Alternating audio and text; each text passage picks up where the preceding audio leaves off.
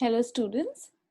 In the last English class, we had done a very nice story, which is your first lesson in English course book. That's about Heidi. So the lesson's name is A Day with Heidi, and you and I have covered the first content from your course book. That is the story from your course book. And I remember we have also done application 1.1, just the story narration, right? So today's lecture we are going to sit and write the question answers from our course books. Okay, so for that you're going to need a notebook, and you're going to need sharpened pencils and eraser, your basic stationery. So before we begin, children, I want to firstly have a very quick recap with you about Heidi's story. Let's do it. Yeah, okay. So there was a little girl called Heidi, and she moved to her grandfather's house, and grandfather lived in beautiful mountains.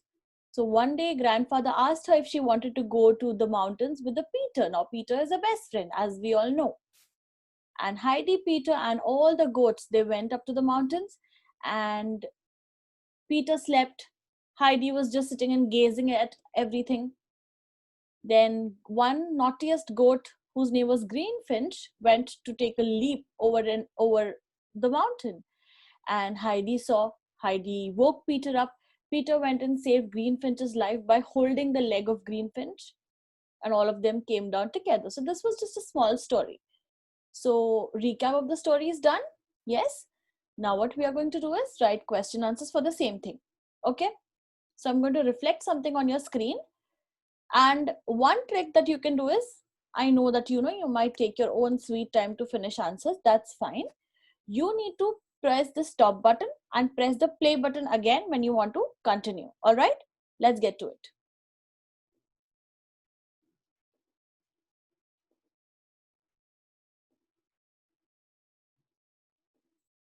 So children, let's begin writing question answers. Now, consider this to be your page number 1, all right? So on top in the center, you are going to write A Day with Heidi. That is your chapter.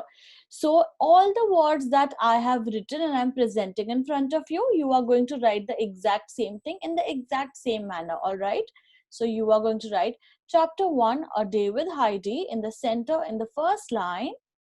And in the margin, you also need to start writing classwork and today's date. Okay, then you are going to come to question number 1. Let me just have a slideshow so that this is clearer for everybody.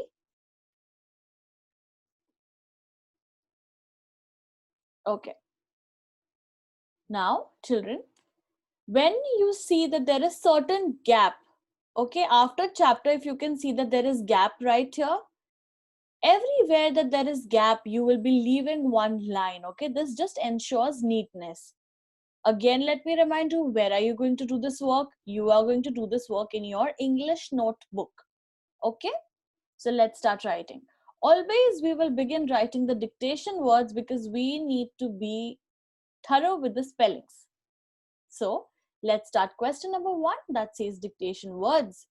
Let us read all the 8 words, and you can repeat after me for pronunciations. So gleaming, I hope you're repeating after me. Gleaming, former, wash, unslung, nimble, coaxing, abyss or abyss, and awaken. Okay, let me quickly explain. So when I say the word gleaming, gleaming means anything that shines. Okay, anything that shines. Former means previously. So if I say who was the former class teacher, means who was your class teacher previously, means earlier. Okay, so that's called former. Then wash means either to have a bath, or either to bathe somebody, or either to wash utensils or wash yourself, something like that. Then we have nimble. When we talk, so children, One more request, when you write down these answers, I want all of you to say the pronunciation so that it becomes easier for you to say it, speak it out when you say it for the next time, okay? Let's go to unslung. Unslung means to remove something, okay? Unslung means to, what does unslung mean? Unslung means to remove something. What is nimble? Nimble means to quick and it means that quick and light movement in action. Okay, so if suppose you are quickly moving here and there in a light movement, I will say you're nimbling. Now next is coaxing. Coaxing actually means to force somebody. Like if I coax you to do the homework, means I'm forcing you.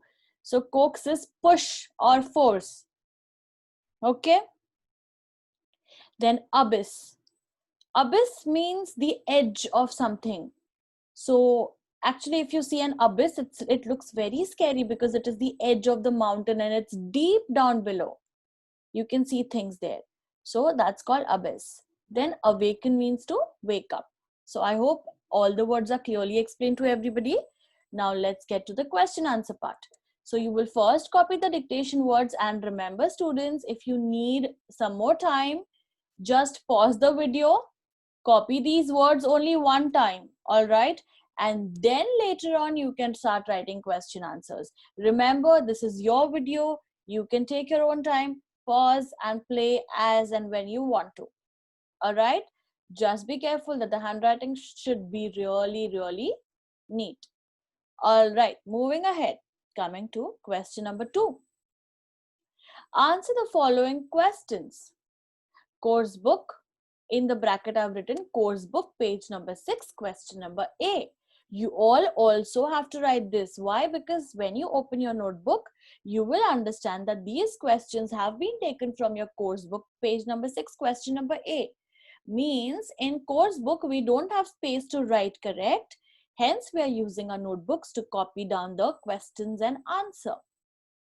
Then again, wherever you see some space given, like after course book page 6, question number A, I have given some space and then I have written question number 1.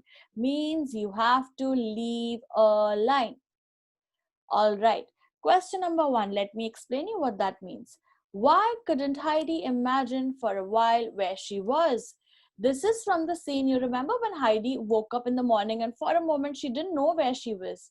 So the answer to that is, the house in which Heidi woke up was new to her, means because she was in her grandfather's house, right? Hence, for a while, she couldn't imagine where she was. So, again, you can take your time to, sorry, 1 minute, yes. You can take your time to copy down the question and answer on your own speed. Once you are done, press the play button, which will get you to the next page. Okay. So question number 2. What made Heidi jump for joy? The answer to that is, grandfather asked Heidi if she wanted to go up to the mountains with the goats. This made Heidi jump for joy. Okay? Then again, there is a gap given, means you have to leave a line. Perfect. Question number 3. In what ways were the goats and Heidi similar? So, both the Heidi and the goats were very lively. What do you mean by the word lively, children? The word lively means that both of them were super energetic. Okay? And coming to the next part. Question number 4. Again, children, again, I'll say this. If you think that you need some more time, press the pause button, copy down as much as you want, press the play button, and then we will begin again. Question number 4. What had grandfather warned Peter about? Now, grandfather warned Peter that something he should not do or something that Peter should specifically take care of. That is what they are asking us. So, grandfather had warned Peter that Heidi should not fall on the rocks. Where? On the mountains, remember? Yes. So again, once you're done, you're going to have to leave a line and come to question number 5. How did Greenfinch put itself in danger? Answer. Greenfinch had leapt. Leapt means take a long jump. Okay. Greenfinch had leapt quite near the edge of the mountain where rocks fell to a great depth below.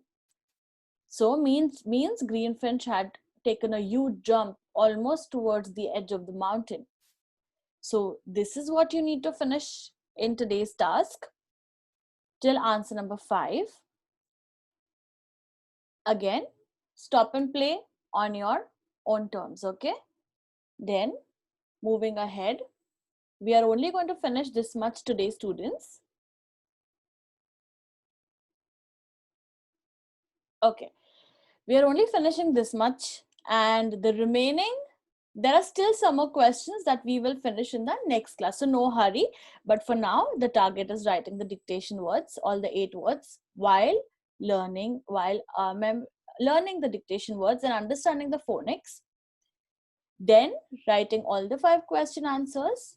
In case if you have any doubt, feel free to ask me in the next lecture, but try and finish this much work, okay? Thank you so much, students. Good job with the listening and writing. Thank you.